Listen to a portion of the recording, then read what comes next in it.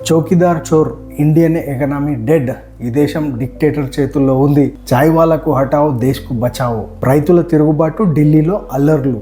ఇన్ని జరిగినా ఈ దేశం ఇంత స్టేబుల్గా ఉంది అంటే నాలాంటి వాడు ఈ దేశం గురించి ఆలోచించడమే. ఇది ఒక సైడ్ స్టోరీ అయితే, ఇంకో సైడ్ స్టోరీ ఎప్పుడైతే నేపాల్లో ఈ జెన్జీ ఉద్యమం జరిగిందో, నేపాల్లో ఆ ప్రధానిని మార్చిర్రో అప్పటి నుంచి ఈ దేశంలో ఓట్ చోరీ బదులు జెన్జీ అని చెప్పేసి కొందరు రాజకీయ నాయకులు ఈ జనరేషన్ కుర్రాలను రెచ్చగొట్టి ఇక్కడ కూడా ఈ దేశంలో కూడా జెన్జీ ఉద్యమాన్ని తీసుకురావాలని ప్రయత్నం చేశారు. కానీ ఎన్ని ప్రయత్నాలు చేసినా ఈ దేశంలో ఈ జెన్జీ పక్క దేశాల్లో ఉన్న జెన్జీలాగా కాదు. ఈ జనరేషన్ కుర్రాళ్ళు చదువుకున్న వాళ్ళు, వాళ్ళకి రాజకీయంగా చాలా జ్ఞానం ఉంది అని ఎప్పటికప్పుడు నిరూపిస్తూనే ఉన్నారు. అయితే ప్రధాని నరేంద్ర మోదీ గారు ఇట్లాంటి విషయాలపైన ఎప్పటికప్పుడు ఎక్కడికక్కడ చెక్ పెడుతూనే ఈ దేశాన్ని ఇంకా స్టేబుల్గా నడిపిస్తున్నాడు. నిన్న వెనుజులాలో ఏం జరిగింది, మొన్న బంగ్లాదేశ్లో ఏం జరిగింది, అంతకుముందు పాకిస్తాన్లో ఏం జరిగింది, అంతకుముందు నేపాల్లో ఏం జరిగింది, అంతకుముందు శ్రీలంకలో ఏం జరిగింది, ఈ అన్ని దేశాల ప్యాటర్న్ ఒకటే.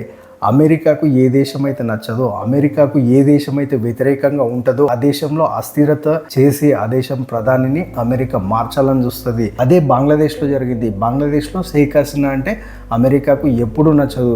అందుకే ఆమె పైన అక్కడున్న యూత్ని రెచ్చగొట్టి జెన్జీ ఉద్యమం పేరిట ఆ రౌడీ ముక్కలను రెచ్చగొట్టి ఆమెని ఆ ప్రభుత్వం నుంచి దించేసి ఇప్పుడు తమ పపెట్ అయిన యూనిస్ని బంగ్లాదేశ్లో ప్రైమ్ మినిస్టర్ పోస్ట్లో కూర్చోబెట్టింది. అలాగే పాకిస్తాన్లో ఆ ఇమ్రాన్ ఖాన్ని డిక్టేటర్ అని చెప్పేసి పాకిస్తాన్లో ఇమ్రాన్ ఖాన్ని ఇప్పుడు జైల్లో వేసి ప్రస్తుతం ఉన్న షెహబాజ్ షరీఫ్ని అక్కడ తీసుకెళ్ళి కూర్చోబెట్టింది. అలాగే శ్రీలంకలో కూడా యూత్తో ఉద్యమం చేయించి అక్కడున్న ఆ పార్టీని, అక్కడున్న ఆ ప్రభుత్వాన్ని పడగొట్టి ఇప్పుడు కొత్త ప్రభుత్వాన్ని కూర్చోబెట్టింది. అలాగే నేపాల్లో కూడా అదే జరిగింది. నేపాల్లో జెన్జీ ఉద్యమం పేరుతో అక్కడున్న ప్రభుత్వం పడి ఇప్పుడు కొత్త ప్రభుత్వం అక్కడ వస్తుంది. సో అదే ప్యాటర్న్ని భారత్లో ఫాలో చేయడానికి చాలా ప్రయత్నాలు జరుగుతున్నాయి.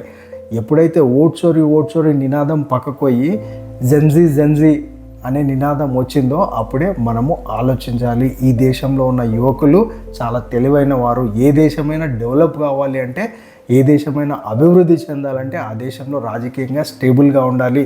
రాజకీయంగా స్టేబుల్గా ఉంటేనే పెట్టుబడులు వస్తాయి. పెట్టుబడులు వస్తేనే ఈ దేశం ముందుకెళ్తుంది.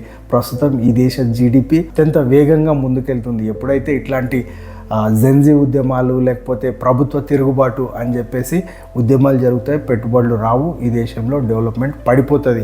సో మనకందరికీ తెలిసిందే, ప్రపంచంలో ఇప్పుడు భారతదేశం 4వ అతిపెద్ద ఆర్థిక వ్యవస్థ, అతి త్వరలో 3వ ఆర్థిక వ్యవస్థగా కూడా ఎదిగే ఛాన్సెస్ ఈ దేశానికి ఉన్నాయి. కాబట్టి ఈ దేశంలోని యువత అంటే నువ్వు నేను చాలా జాగ్రత్తగా పనులు చేయాలి. మనల్ని రెచ్చగొట్టడానికి చాలా పార్టీలు చాలా ప్లాన్లు వేసుకొని వస్తుంటాయి. అంటే ఈ దేశంలో డిక్టేటర్షిప్ నడుస్తుంది, ఈ దేశాన్ని ఒక డిక్టేటర్ ఏలుతున్నాడు, ఈ దేశంలోని ప్రజలు సుఖంగా లేరు, సంతోషంగా లేరు అని చాలామంది నన్ను మభ్యపెట్టడానికి ప్రయత్నం చేస్తారు. మనం చాలా జాగ్రత్తగా ఉండాలి. వెనుజులాలో ఏం జరిగిందో, పాకిస్తాన్లో ఏం జరిగిందో, శ్రీలంకలో ఏం జరిగిందో, బంగ్లాదేశ్లో ఏం జరిగిందో, ఇవన్నీ నేపాల్లో ఏం జరిగిందో, సో ఇవన్నీ భారతదేశంలో జరగాలని చాలామంది కోరుకుంటున్నారు.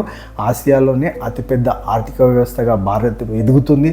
ఆసియాలోనే అతిపెద్ద దేశమైన భారత్ని అన్స్టేబుల్ చేసి తమ చేతుల్లో పెట్టుకొని తమకు ఇష్టం వచ్చినట్టు ఆడించడానికి అమెరికా లాంటి దేశాలు ప్రయత్నిస్తున్నాయి. ఈ విషయం మనమైతే గమనించుకోవాలా, ఈ విషయాన్ని మనం గుర్తుపెట్టుకొని ఈ దేశం పరాయి వాళ్ళ చేతుల్లో ఉండదు. ఈ దేశం స్వయం ప్రతిపత్తి గల దేశం అని మనం ఎప్పుడూ నిరూపిస్తూనే ఉండాలి. ఏ దేశమైనా అన్స్టేబుల్గా ఉండొద్దు. ఏ దేశం అయితే అన్స్టేబుల్గా ఉంటుందో ఆ దేశంలో చాలా ఇష్యూస్ ఉంటాయి. ఇప్పుడు ప్రస్తుతం ఈ దేశం చుట్టూ ఉన్న అన్ని దేశాలను మనం గమనిస్తే అదే జరుగుతుంది. మనం చాలా జాగ్రత్తగా ఉండాలి.